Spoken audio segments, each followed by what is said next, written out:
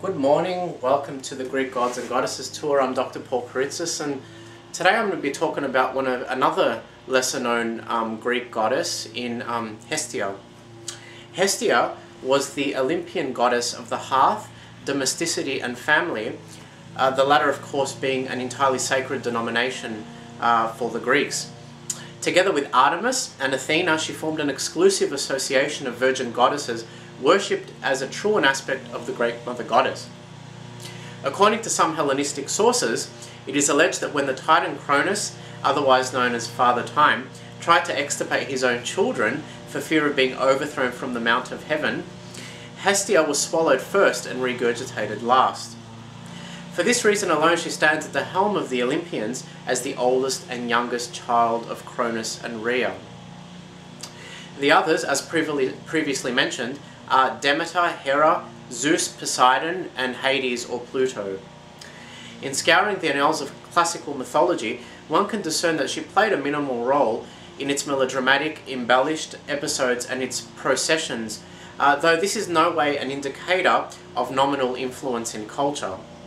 In actual fact, the goddess's central importance to the bucolic conception of home and hearth is more often than not underrated and rudely dismissed. All sacrifices and meals made in a pastoral environment were heeded by an offering to this virgin goddess. For instance, we have in one classical source that reads, "Hestia, in all dwellings of men and immortals, yours is the highest honour, the sweet wine offered, first and last at the feast, poured out to you duly. Never without you can gods or mortals hold a banquet."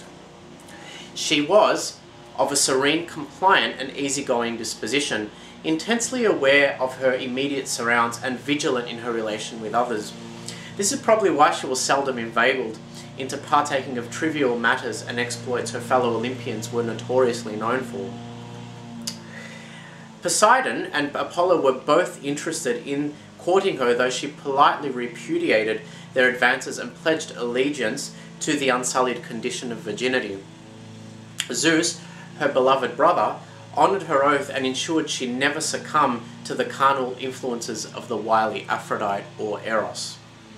Sadly, Hestia's incompetence in flowering into a full-fledged archetype influenced many classical thinkers in a way that often resulted in her exclusion from the Olympian pantheon of major deities, of course of which there were 12. With respect to the latter, some philosophers gave preference to Dionysus, the god of wine, drunken merriment, and sexual gratification. The uncertainty or vacillation between the two entities is immortalized in classical Athenian art and architecture. Hestia, for instance, appears on the altar of the 12 Olympians at the Agora, but vacates her position for Dionysus on the eastern frieze of the Parthenon on the Acropolis. The goddess of the hearth was inextricably linked with everything homely, thus her sacred emblems were the kettle or pot, the cauldron, the crane bird, as well as the domesticated pig and donkey.